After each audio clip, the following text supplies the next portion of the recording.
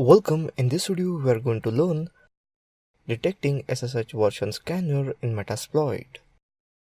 This SSH version module detects SSH version.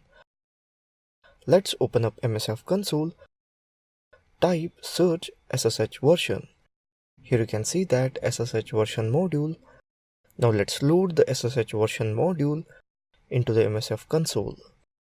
Type use auxiliary /scanner /SSH version. Type info. Here you can see that SSH version information. Now set our host as 192.168.1.124.